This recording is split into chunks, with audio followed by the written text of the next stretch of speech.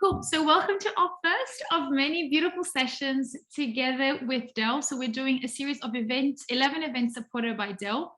And these events are around us becoming more emotionally intelligent, because when the more emotionally intelligent we are, the more we can drive change in the world, especially in the position that we're in the position of educators and leaders that are shaping the future of Australia and the world.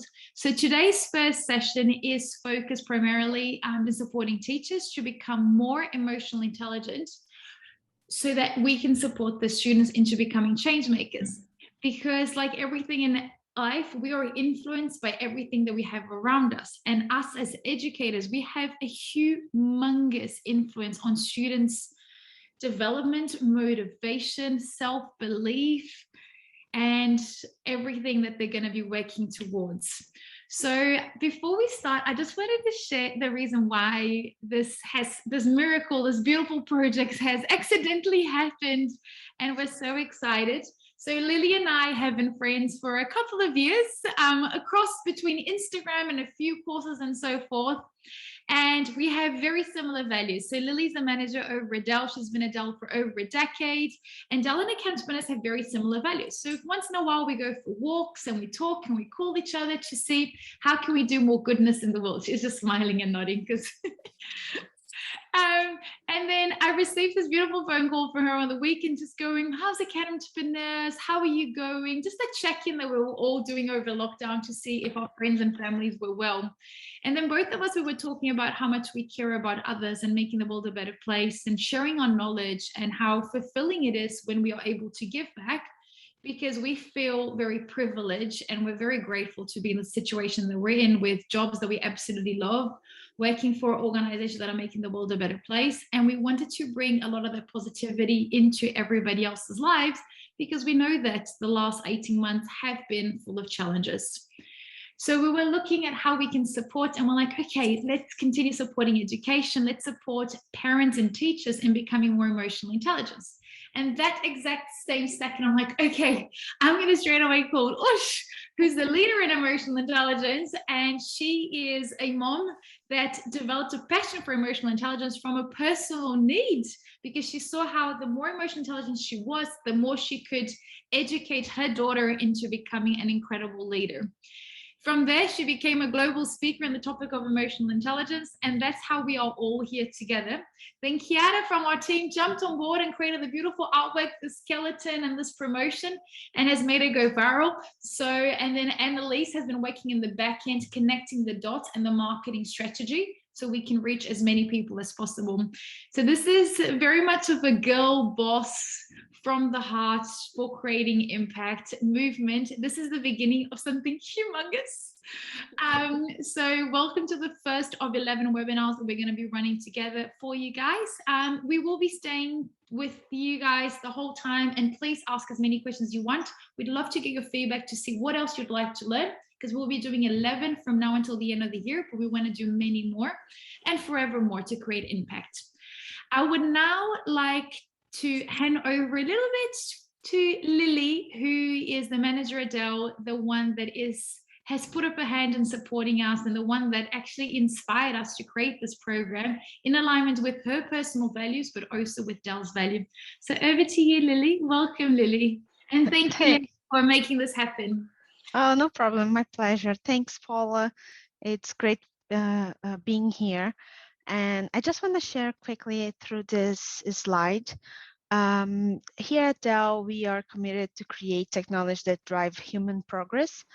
And one of the ways we do this is through our social impact 2030 vision, what we call Progress Made Real.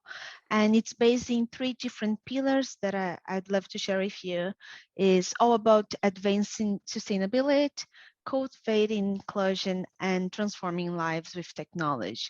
So, and the foundation of these 3 pillars is ethics and upholding ethics and privacy. So we are extremely committed, and we have like 2030 moonshot goals aligned with United Nations DSGs to become 100% to use 100% to be able to do 100% recycling with our packaging, 50% of our products being the content of the product for sure, the component being recycled or sustainable. And cultivating inclusion is all about diversity, minorities. So we have, you may know, guys, that technology is a male-dominant industry, but here at DELL, we have the goal of having 50% of our workforce identifying themselves as women by 2030, and 40% of them in leadership and executive roles. And transforming lives is one of the goals I love the most, because it's about impacting our goal is to impact 1 billion people around the world with technology through healthcare, education, solutions that help people and around the world to live better, to improve their lives. Agriculture, so we want to impact all industries using technology to help their lives.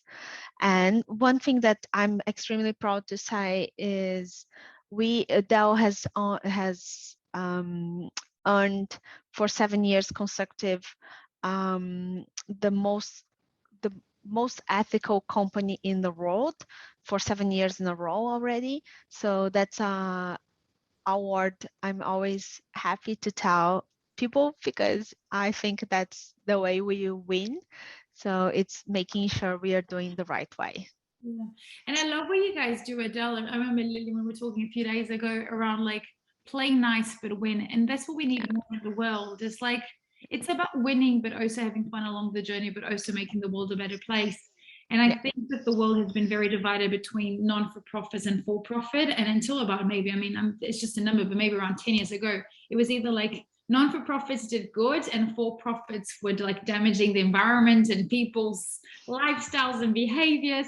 And this is not the way that we're going to be able to build a beautiful world that we feel loved and we're able to give and make the world a better place. We need to have a combination of having fun along the way, but also winning. So that it's very hard keeping the balance. And DELL is a global leader and an example that we have so much to learn from in the education space, but also when doing businesses. And talking about doing some nice little, like giving some nice little gifts to the world and making the world a better place and easier for all of us, Lily has also created to support us, because technology connects us to everybody. And the reality is that technology is improving and progressing very fast. And we need to continuously update ourselves to new technologies, but also our devices. So Lily has created an exclusive coupon code. So I'll be sharing here in this presentation here on the side of the chat box. Kiara will also connect it to the Facebook group, and we're also going to be emailing this presentation with the link of the DELL members purchase, which is up to 20% off. So if it's a full price product, it's 20% off that you guys can get for the products here in Australia. And if it's on discount, you'll get an extra 7% on top of the discount. So we'll be sharing the coupon, and it's for everybody. I remember when we were creating, I'm like, Lily, can I share this with friends, family, cousins, with neighbors? It's just like, yeah, share it with everybody. So it's valid throughout all of Australia. So use it, and I recommend share it with everybody, because 20% off is a huge difference, and that keeps us all connected to the best technology in the world. That is not only the best technology, but it's also sustainable, like Lily's talking about. DELL is using the latest technology, but also recycling its material from packaging to also the computers themselves. So we'll be sharing that. And we're here to create even more great stuff with us, with you guys. And the best way for us to create the change is by us connecting with ourselves and just going, how am I feeling? How do I want to feel? How are others around me feeling? And how can I get them to be at the full potential of happiness, health, productivity, and so forth? And this is why we have invited Ush to be here with us. And I'll be doing an introduction about her in a second. But before I do that, I just love to invite for you guys to connect with us over Facebook, Instagram, TikTok. So connect with us at Academy Entrepreneurs, with us at DELL, with Ush, with Kiara, with Lily, with all of us. So find us. You can find us across all social media channels. Connect with us and feel free to reach out. If you see this recording in a few weeks or you remember us in a few days, always send us a message. We love helping. And also, there's nothing that makes me happier than seeing everybody succeed. So whatever amazingness comes out of today's presentation, and you see amazing results in the classroom space with your students, or in the professional leadership team that you've got within your institution, share it with us, because we love celebrating and seeing that what we're doing is having great results in your lifestyle and in your work goals. So now I would like to welcome Ush. Hello, Ush. I can see you smiling. How are you, my dear? Thanks for joining us. Thank you. Ush, can you share with us a little bit your journey? Because you went from being a lawyer to then becoming a global expert and speaker and also coach in the space of emotional intelligence. So how was this humongous transition from like rules building, like legal cases, to then suddenly... Yeah, so I was a barrister and a lawyer, and been doing that my whole life. And I did that whole typical thing of, where you wake up and you go, there's more to life than just this. And in true parlor style, I was like, I'm not making an impact. Like, I just didn't feel I was giving back. So I literally one day just quit my job. No notice, no nothing. Came home, remember watching like daytime Oprah or Dr. Phil going, I need to work out what to do with my life. And then I hired a coach, and one of the areas that this coach taught me about was EQ. And I was just really fascinated because I found out that being in the legal industry, we're very high IQ driven, very focused on certain things, and I was missing like this whole heap of stuff around emotional intelligence. And when I did the test, my results were terrible, but I promise you, when I'm teaching you now, they're better. And I just committed to working on myself for 2 years, and then I did. And then I've been teaching it, and I run EQ Academy now. So we do training all over the world on emotional intelligence to corporates, students, and anyone. What Yeah. is the difference between IQ and EQ? Because a lot of people get it confused. And I remember when I was going to school, it was all about like, how high is your IQ? And now people barely Yeah. speak about IQ, but they still have confusion. So what is the difference, and why is EQ so much more important than IQ? Yeah, so IQ is obviously your intellectual quotient, right? So that's what, determines how smart you are from an academic perspective. And then you've got EQ, which is, it's more using the right side of your brain, but it's skills like resilience, it's empathy, it's influence, and we don't teach it enough in school. I know when I went to school, we didn't teach it at all.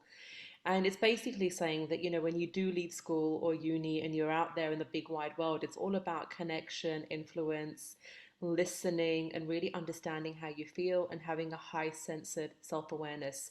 So that's why I'm really passionate about teaching it. And I find that since I've learned it, like I feel like I've made such an impact on people around me and on And my also your family. personal life, right? Your daughter is Yeah, an amazing leader because you are amazing yeah, role model, because you're aware of your emotions, and her emotions to support her to do better every day. that's right. So yeah, I'm totally passionate about teaching it to kids as well. One of my passions, yeah. Thank you, Ush. So, Ush, how do you prefer to do this? Do you want me to click through the slides, or do you want to share this? Yeah, do you want to click through? That would be great. I'll just go on mute myself and then just tell me next and I'll click. Yeah, awesome.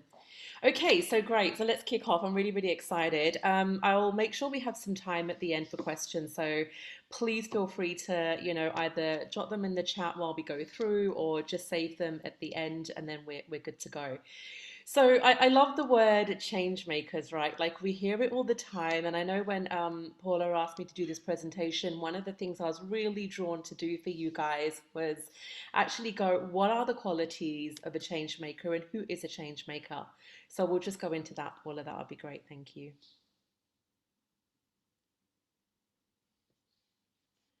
So in terms of a definition, there's loads of definitions out there when you have a look at what a change maker is. But one of my favorite things are that it's really about empowering people. Yeah, so it's all about empowerment, and that's what we want to do as teachers, as leaders, as parents, is to really empower, everyone around us, and make it really infectious.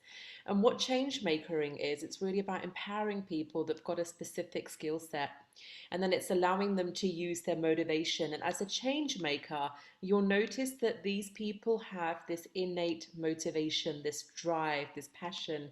And you know, you can see it sometimes in someone's eyes when they're talking, and you go, ah, I see this. I can see that there's something inside them that's driving them to find out what is their purpose, what impact do they want to have.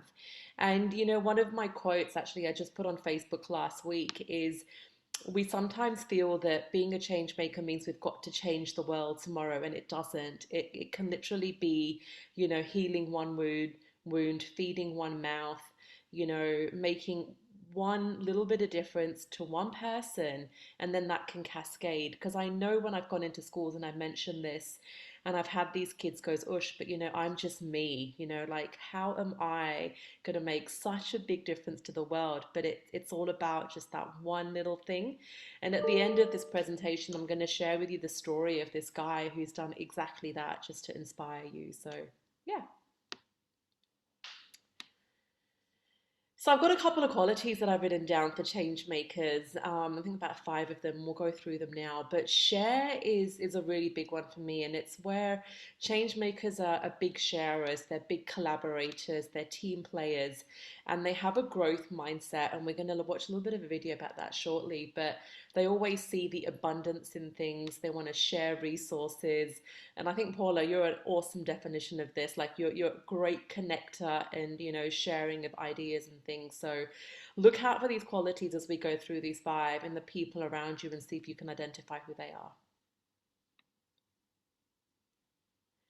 Brave. So I had to put brave in, brave or courageous, because you'll notice that with change makers, yes, there are rules that we got to follow, but I find that these people that, you know, we're blessed to meet, they are sort of like, hang on a minute, I'm going to push through my own terror barrier, and I'm going to reinvent this. I'm going to, you know, look at this a little bit differently. I'm going to, you know, go off that path that is less traveled, and I'm going to embrace it. Like they may not know where it's going to take them, but they're going to go, you know what, I'm going to give this a go. So brave is definitely a quality that you'll notice. Adaptable is a crucial one too, or nimble, because you know change makers know that things aren't going to always come the way that they want it to come. Yeah, it's going to be, especially if you're on a path that's offbeat, and you're going to get all these different obstacles coming in. But I find that that's where true innovation happens. Yeah, so you can learn from your mistakes, learn from what worked, learn from what didn't. And one of the other stories I always love sharing with students is, if you look at the big businesses and change makers now that we deem as successful, they weren't always successful. They've had many, many failures, as you all know, in their lives, or what they perceive as failures. And they say that that is a platform to learn and totally reinvent and rebuild. And I think if you look at small businesses as well, through everything that's been happening with COVID, like how many of those have pivoted and, you know, had to adapt and change. So adaptability is definitely a skill, you know, that we want to teach around the EQ space, as well as around any students really. And then love, we've got to put love in there, right? One of the most highest frequency of emotions. And if you're interested in ever knowing, from an EQ perspective, emotions and the vibration that each emotion have, check out something called the Hawkins Scale. Yeah, and you'll see that with each little emotion that you feel, there's a vibrational frequency. So love is actually one of the most highest vibrational frequencies we can put. And you'll notice that with change makers, they will put love at the heart of everything they do. Like I said, whether it's healing one wound, feeding one mouth, making one, you know, impact with a story, they will do that with love. They will consider their impact, around the planet, around the people in their lives, and they're gonna lead with that. They're very heart-centered people. And positive. So obviously change makers have got to have some level of positivity within them, because they are going to be faced with challenges, especially if the ideas are new, that they're disruptive. It's not going to go all swimmingly. So they do have to be positive and, you know, have a sort of growth mindset, which again, we'll watch in the video shortly. And the future, like, so they're always going to be future conscious. They're going to see the bigger picture, potentially take a systematic approach and always consider, you know, what is this one little step that I'm taking now? What is that puzzle look like at the end? And again, an analogy that I use with students all the time is when you're doing this and you're building something, you know, look at that as one piece of the puzzle, which is great, and work out where that puzzle needs to be put in, but never lose sight of the bigger picture. So when you take a step back, what does the future look like? What is the impact that you want to have? And who do you need on your journey with you? So that was a little my definition of change makers, to set the scene. And I didn't just describe your students. I'm sure you all thought of people when you were, you know, listening to those quotes and qualities, but you guys are all change makers too. And I believe that everyone we come into contact with has the ability to bring out that change maker power within them and really make an impact on that next generation that we work with. So I just want to share this little bit of a video here for you guys by Angela Duckworth. You might have read her book potentially. She's a really well-known author. It's only a 6-minute video, but I really just wanted to share this with you to get you guys thinking that it's not all about the IQ, and how do we really, you know, think about our role, whether we're a teacher or a parent or a leader or an uncle and auntie, whoever we are in the roles that we play in our lives, and what difference can we have between the IQ and the EQ. So thanks, Paula. If we can watch that video, that would be amazing.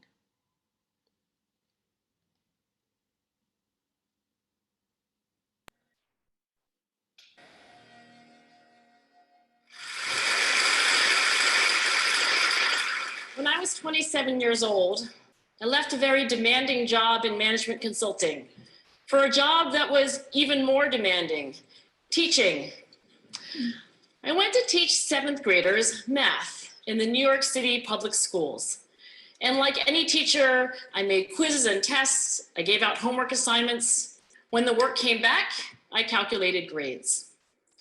What struck me was that IQ was not the only difference between my best and my worst students.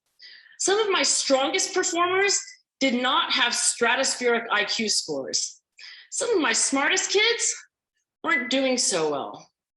And that got me thinking, the kinds of things you need to learn in 7th grade math, sure, they're hard. Ratios, decimals, the area of a parallelogram, but these concepts are not impossible. And I was firmly convinced that every one of my students could learn the material if they worked hard and long enough. After several more years of teaching, I came to the conclusion that what we need in education is a much better understanding of students and learning from a motivational perspective, from a psychological perspective. In education, the one thing we know how to measure best is IQ. But what if doing well in school and in life depends on much more than your ability to learn quickly and easily? So I left the classroom and I went to graduate school to become a psychologist. I started studying kids and adults in all kinds of super challenging settings. And in every study, my question was, who is successful here and why? My research team and I went to West Point Military Academy. We tried to predict which cadets would stay in military training and which would drop out. We went to the National Spelling Bee and tried to predict which children would advance farthest in competition. We studied rookie teachers working in really tough neighborhoods, asking which teachers are still going to be here in teaching by the end of the school year.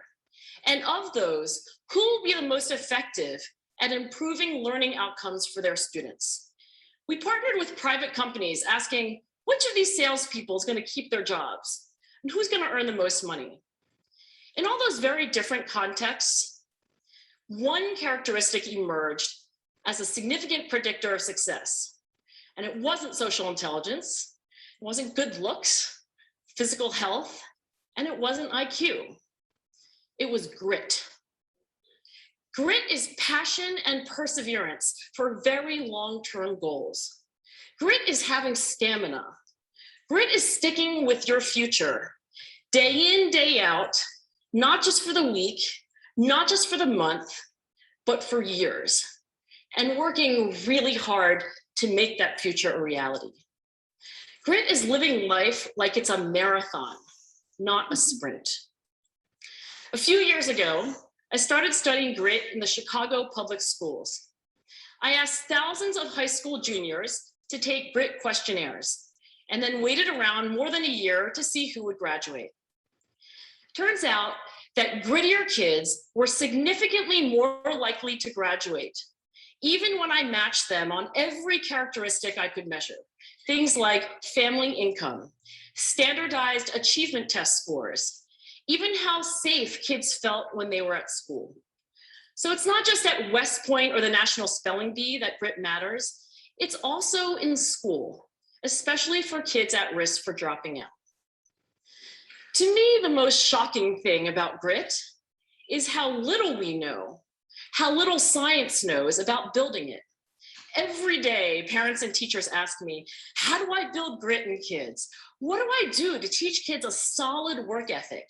How do I keep them motivated for the long run? The honest answer is, I don't know. What I do know is that talent doesn't make you gritty. Our data show very clearly that there are many talented individuals who simply do not follow through on their commitments.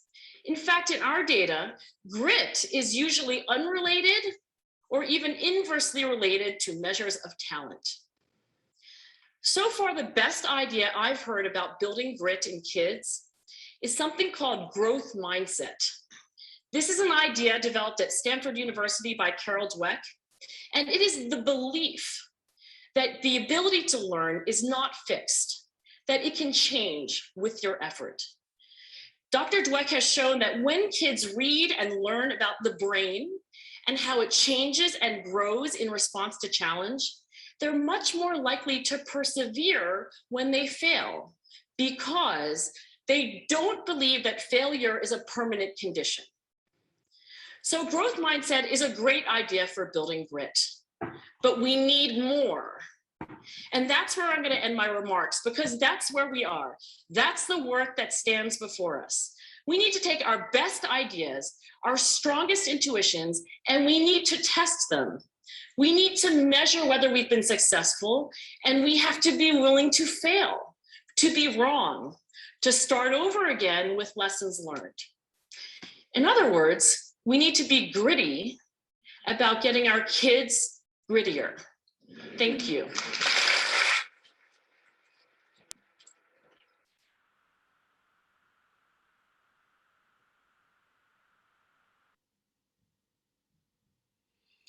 Thank you for that, Paula. That was awesome. I love Angela, and if you guys haven't read her book, definitely get it. It's a really, really good book on grit and resilience, just for ourselves as well.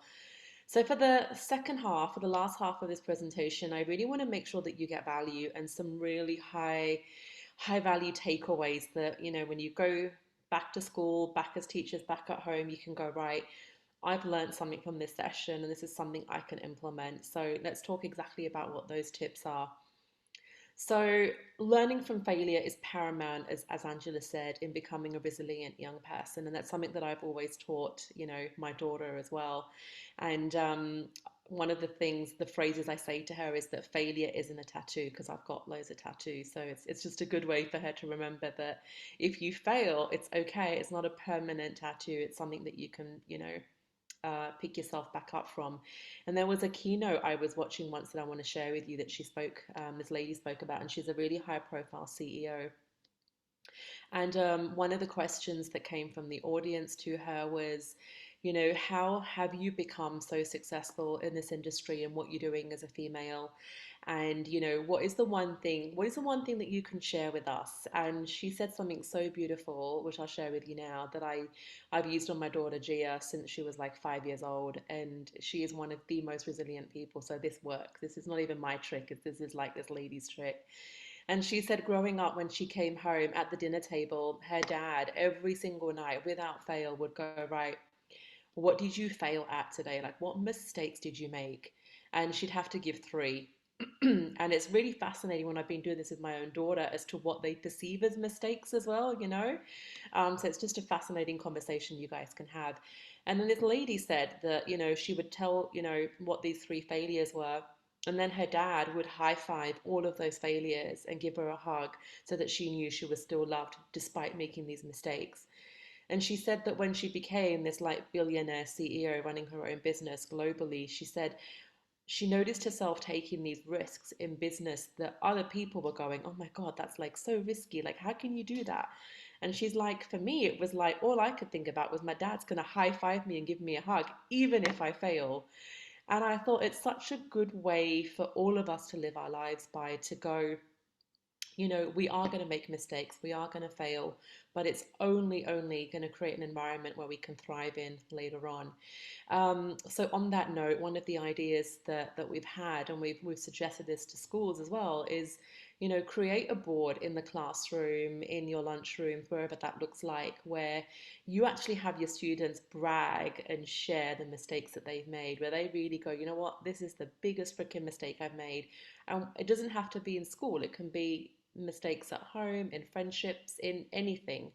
And it really lets other people go, you know what, it's okay if that happens to me too. So yeah. And then encouraging responsible risks. So the definition or analogy as well that you can look at is that resilience is like a bit of a stress ball, because it's always going to go, you know, bounce back into its natural shape once it's been squeezed. And it's the same thing with students, right? When they experience stress or frustration, we want to encourage them to spring back. And again, this analogy is one that I've used with my daughter. And, you know, we keep these little stress balls around the place all the time. So if she's feeling like, you know, I've made a mistake, I've done this, you know, she knows. And then also start presenting them with strategies to build resilience as well. And that can help them ease that frustration and get them back into that productive focus for learning.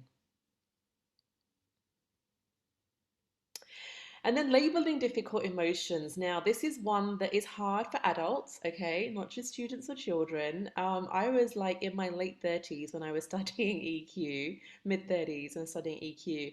And I'll share a little story with you. One of the most challenging things I got told to do was, for a period of 21 days straight, I had to write down 8 times in the day what emotions I was feeling. And I thought, oh yeah, that's easy. That's really easy homework, Mr. Coach. Thanks.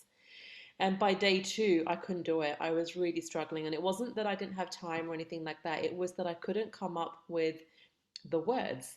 And I was like, hang on a minute, I'm a barrister. I'm like, I'm in court all the time. I'm on my feet all the time. How the hell can I not think of a word to describe the way I am feeling right now? And I promise you, there was lots of hangry as an emotion in my like days of trying to do these words, but hangry is not an emotion. But it was really hard. Like outside of, you know, happy, sad, frustrated, anxious, I really struggled to name my emotions. And also kids do as well, because their vocabulary hasn't reached that level yet. So it's really important to be able to start identifying from a self-awareness perspective, what are our emotions? Yeah. And to help you with that, there's actually a wheel of emotions that you guys can download or have a look at, again, whether it's for kids, adults. And what they do is they give you the emotions and the words behind the big emotions. So let's say love, joy, happiness, sadness, anger are your big core emotions that we all know.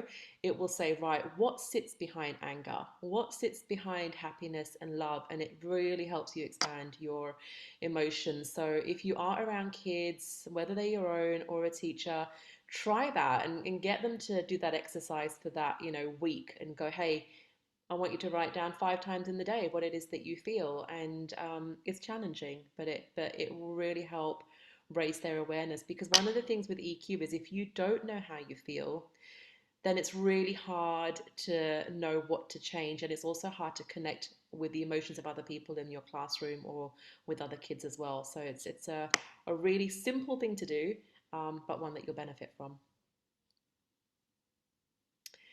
And then the other tip I want to give you guys is really write and talk about setbacks and resilience. So set yourselves or your kids or whoever assignments that focus on sources of personal strengths and explore different ways to build resilience.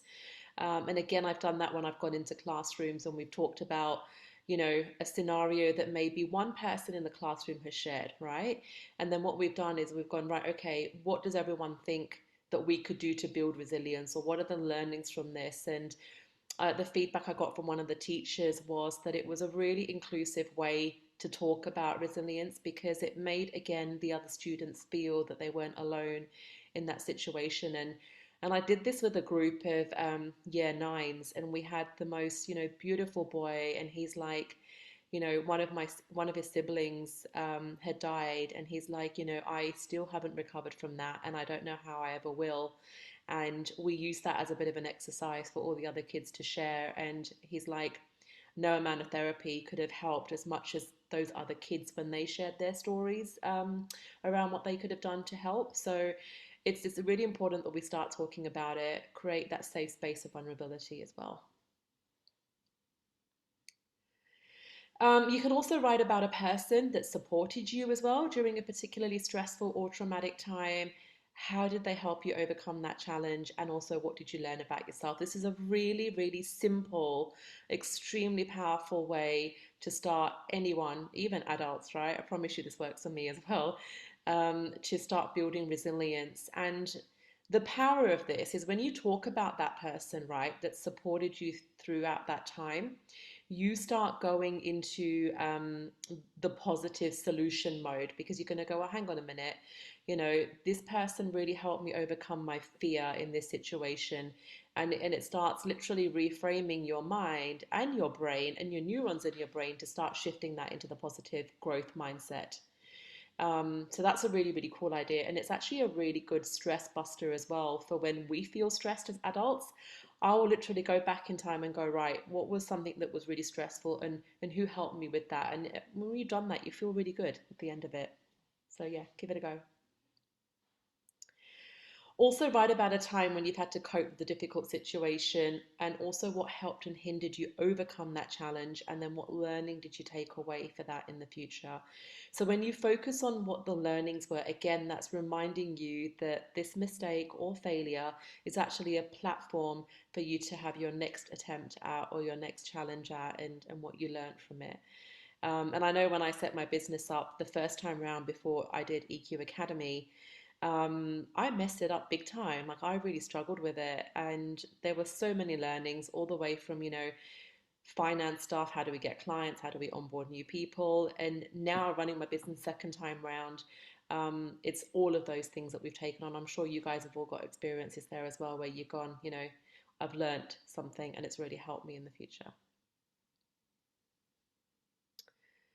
So we've talked a little bit about a couple of tips that you can do to encourage your students or yourselves or your kids to push through. So let's have a look at what else we can suggest.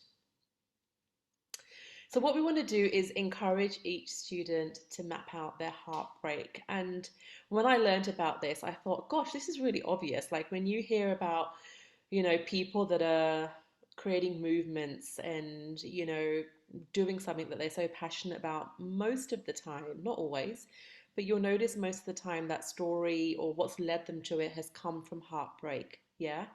If you look like breast cancer movements, you look at, people that have maybe lost a child and the things that they're doing around drink driving, all those sorts of things, these movements, these things, amazing things that are being created, has potentially come from a bit of a heartbreak. So it's always interesting to ask students to think about, what has hurt them, what are they passionate about, what pisses them off in the world, whether that's, the planet or cruelty to animals, or what does that look like. And you'll notice that they'll be able to find their passion just by talking about their heartbreak. And then, yeah, get them to really share that once they've identified what really moves them. And depending on their age, get them to write it, speak it, draw it. I've run this session with really little kids and they've drawn it where, it's, I remember one of the ones we did was this little girl, and she was really upset by animal testing. And, I can just see her now in like 10 years' time. She's going to be such an advocate for that, because you can literally see that fire in her eyes, and the hurt that she was feeling when she was sharing that heartbreak. So yeah, whatever age your students or kids are, it's a really good idea to have that conversation.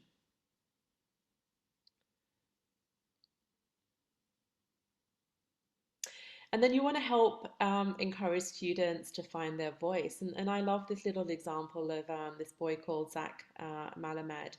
And he's the founder of Student Voice that came out of San Diego. And he was in school. And what he did is just through social media, he was just encouraging students to speak up about ideas, homework, things, anything, music. There was all this sort of stuff. And he used the hashtag EdChat.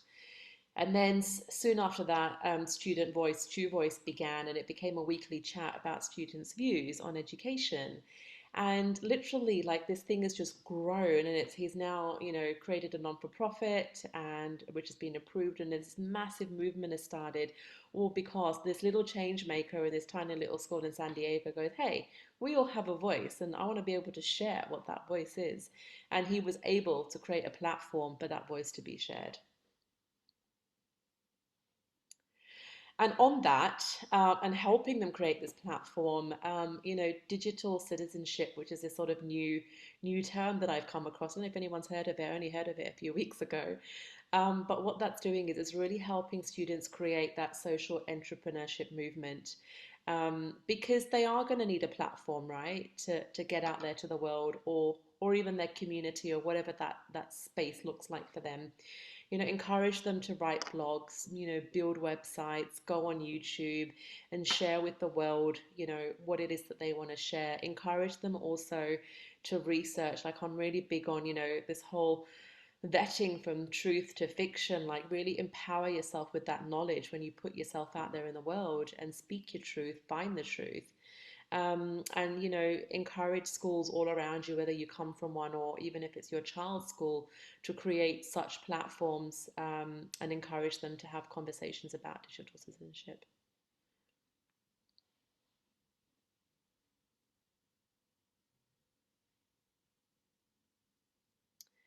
And then it's not just about desire, yeah. This last couple of slides I really want to share about is action, okay? So yes, we talk about all this stuff, but we've got to take action. And I'm really big on making sure, as a coach, obviously, I make sure people take action. And I believe that students also need a plan. And one of the best ways to help people take action is, if you can, try and connect them with other people that are like-minded. Or people that have, been in their shoes before, whether that's a coach or whether that's someone within their industry. And Olympic bobsledder Steve Mesler, he's thought of the same thing. He just really wants to encourage that next generation, and he's created, courses and material and stuff for students to really help them around goal setting and persistence, and to make things happen. So where you can, try and be a bit of a connector and see who you can connect the kids with.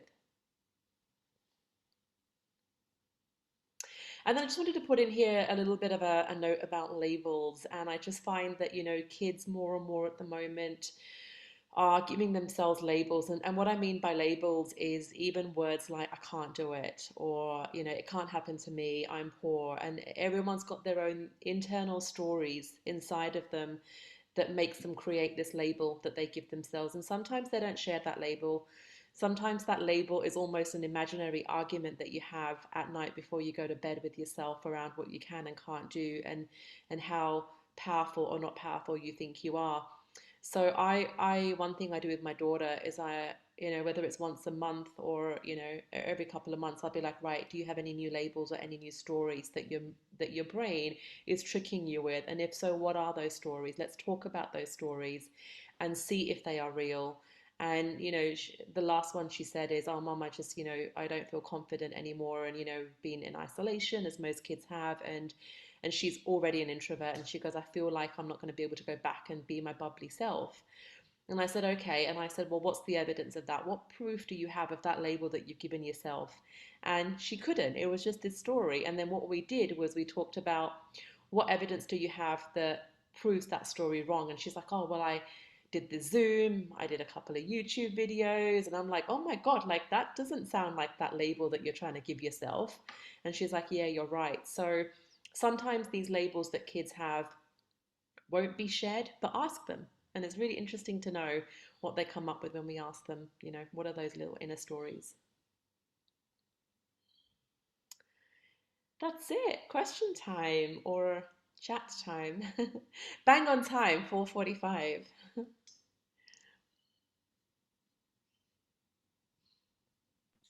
I'll stop sharing so everybody can turn on the cameras and ask questions. Hi, Erica. Hi, Lucy again. I saw you girls yesterday. How are you going? Any questions? Any suggestions? What was the highlight of what you learned? Hi, Michael. Michael, what was the highlight of what you learned today? And where do you teach or work in? Yeah, well, I'm sure, you know, you hear this a lot, but that high five sort of thing was that really sort of moved me. It was just such a lovely way to view, and so simple to do, and just that you know, family meal at time and at night time, and just that little bit of sharing, and just so very powerful and so incredibly easy to do.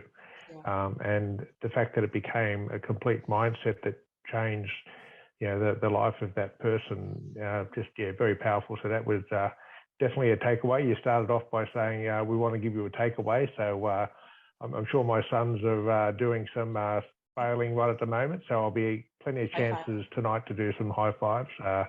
Because, yeah, but no, it's this lovely way of just putting it. So, yeah, thank you for that. Thank you. I really enjoyed the fact that find the purpose through heartbreak. It's just like super inspirational. It really touched my heart. Thank you. Hi, Christy, and hi, Margaret. How are you? Hi. I like the bit about what have you failed at today. I think it's good. Brings them back to earth. And just that labeling of labeling themselves, getting their self-confidence up and bringing them up to a good self-esteem to be able to want to learn and engage. Yeah, but again, just, you know, leading our students or family members through that, you know, I think it'll resonate with them very quickly, and then they'll be able to do that self-talk themselves, and that's just so powerful for their own future. And that way, you can only question what you can recognize. And so, you know, just having that mentor or guide just to sort of highlight to them, well, you know, and question them about it, and then they can do the rest.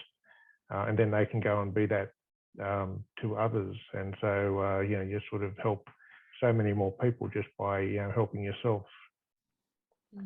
Like you said, Christy, the labels, sadly, we've got them, we just don't know it.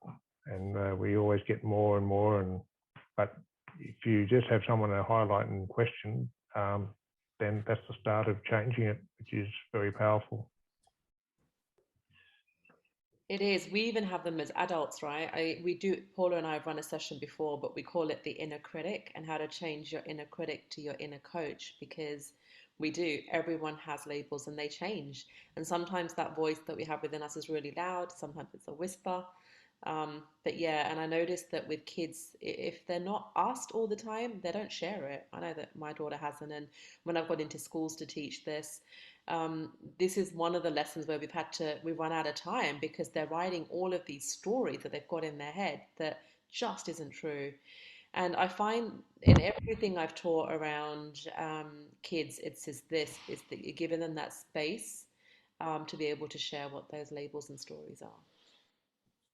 I just hate how society puts labels on people, especially like a student does one thing wrong, and they're not used to being in trouble, then they feel like that's their stigma now.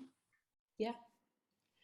Yeah, and some kids, because of their own internal stories, wear labels as a badge, which isn't a good thing either. And we want to, you know, get rid of that as well. Lizzie, did you have something to say? Lizzie has her hand up.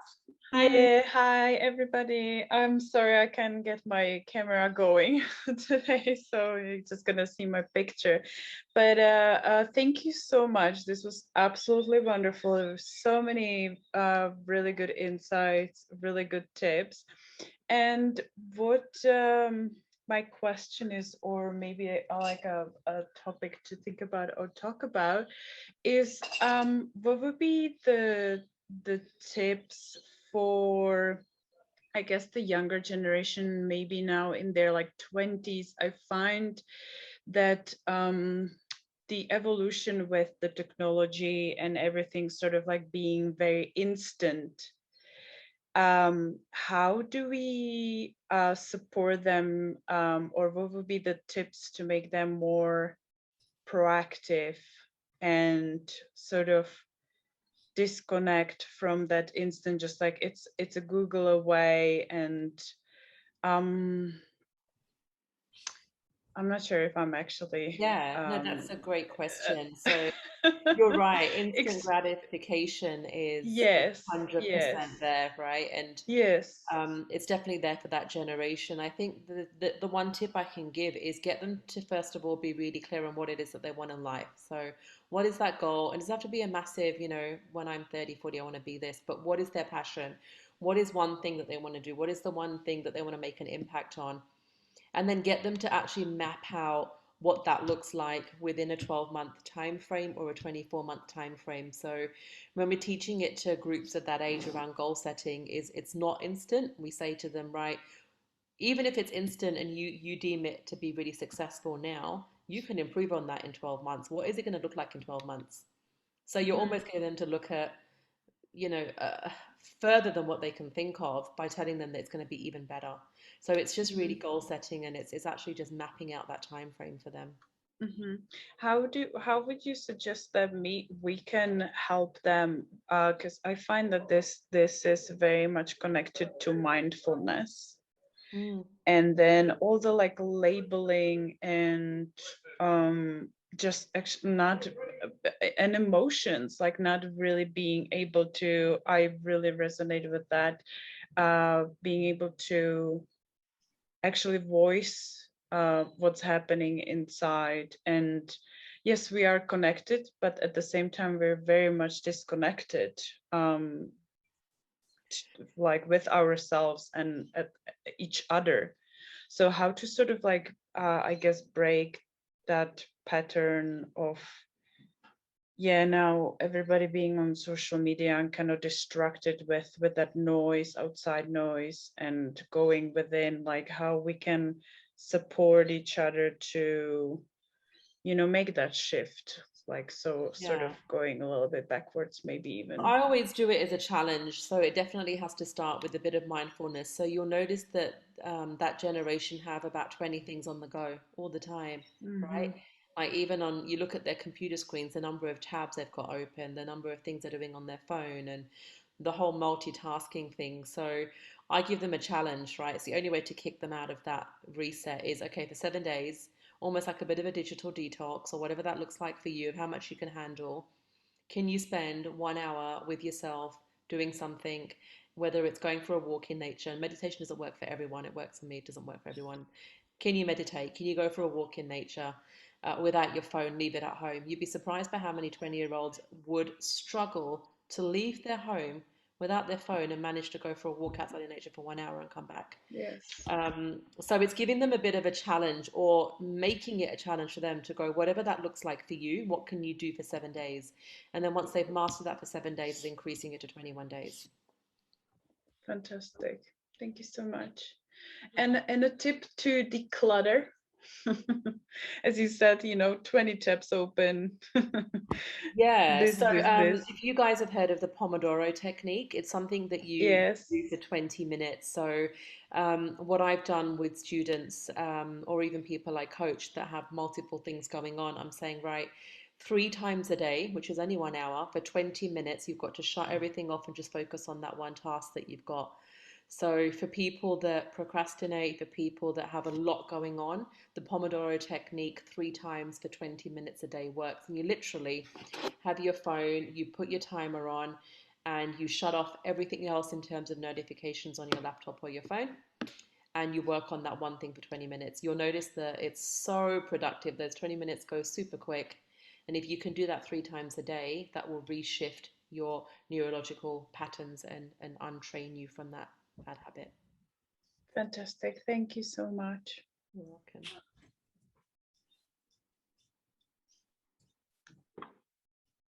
Hi.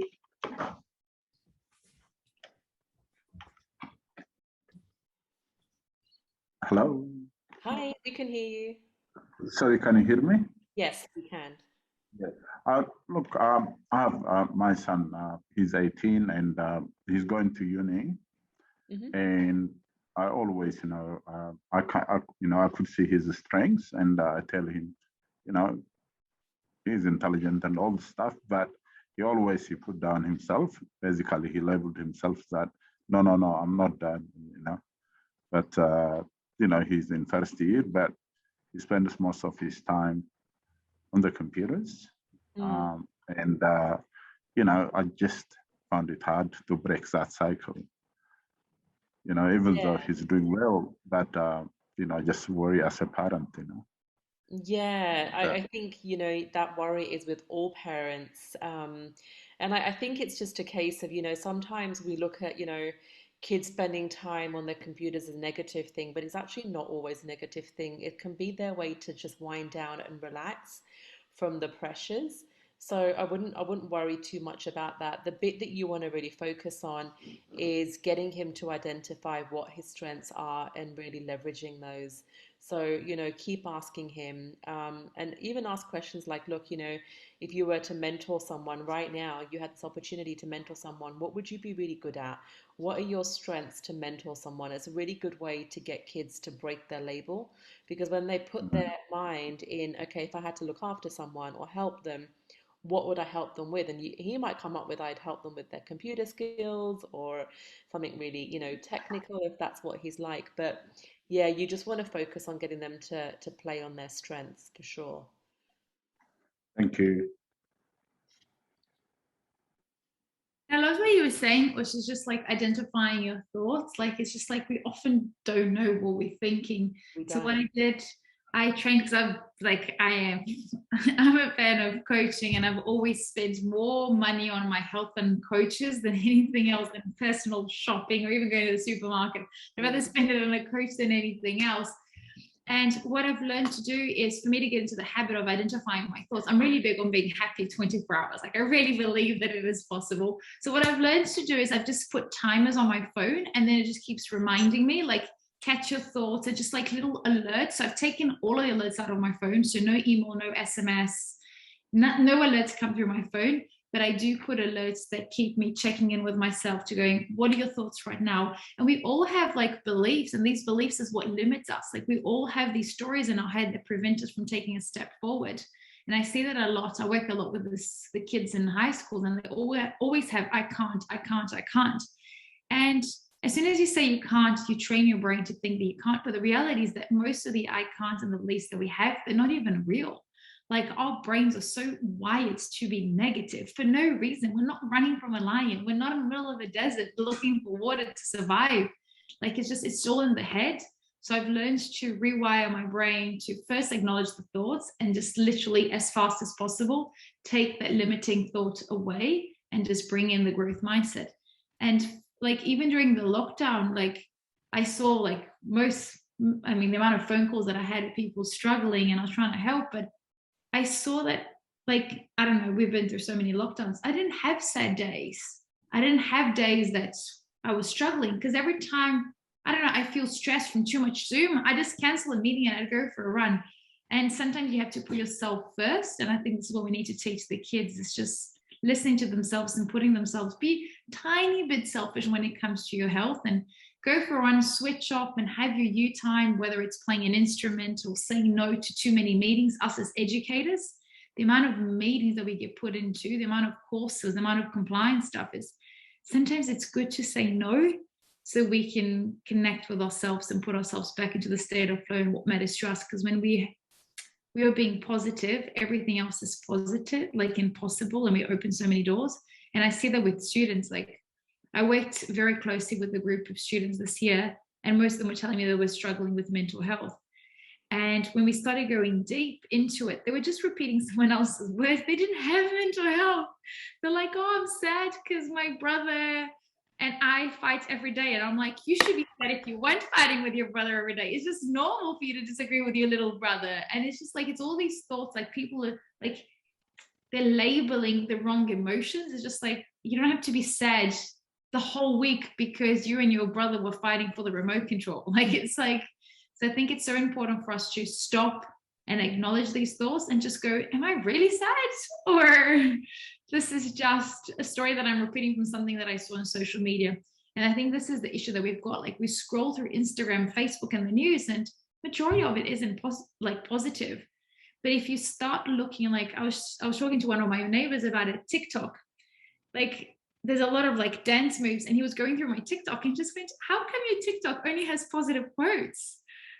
And it's because every time I see something positive, I stay and I watch it, and it changes the algorithm for positivity. And I think that's how heads work. Like Lily's nodding because it's just in the tech world, but our heads have our own algorithms. If you rewire yourself and if you choose to wake up and be happy, you will have a happy day, no matter what happens. So it's all in here. So I think what Ush was talking about, I don't think 100% agree what she was talking about, is just stopping and acknowledging how we are feeling. Like that is like, it's the first step of emotional intelligence, identifying. Once you're able to identify, managing and controlling your thoughts or emotion is just natural. And then we're able to do the same for our students. And they mirror us. Whatever way we walk into a Zoom or a classroom, that energy we walk in that morning is the energy we'll get out of the students. Like it's easier than we think. Emotional intelligence. It is. Cool, guys. So thank you for joining us. Thank you, Lily and the DELL team, for supporting us and running this first event out of many. This afternoon at 7 p.m, this evening at 7 p.m, we're going to have a special session specifically for parents. So please join us. This is recorded, so we're going to upload it to YouTube and share it with all of the schools around Australia, so you can save that in your portal and share it with your colleagues. They share it with everybody, because what we've learned from one point of view, it's absolutely common sense, and from another one is how often are we applying, listening to our thoughts, supporting our students, labeling our emotions, helping our students label their emotions as well. So thank you for joining us. And at this time, next week, exactly in 7 days, we're going to have the next session for for teachers and parents, as always, at 7 p.m. And give us feedback on what you'd like us to focus on. So we'll send you guys an email with a copy of the recording. We'll also send you an email with a copy of the DELL link for you guys to share with all of your colleagues, friends, students, teachers, so we can all have the latest technology. And thank you, Lily. And thank you, Ush, for again sharing so much knowledge with us. Thank you. Thanks, Kiara, for organizing today. Thank you, Lily. And thanks for everyone. And Margaret, we are kind of jealous of you and your dog in that comfortable chair. I didn't know that you could do Zooms like Wally like that. It's like, wow. Loving you inspired me, Margaret. I'm like considering one of those chairs for me to do my Zoom calls. I recommend them. Thank you so much, guys. Bye. Big hug. Thank you.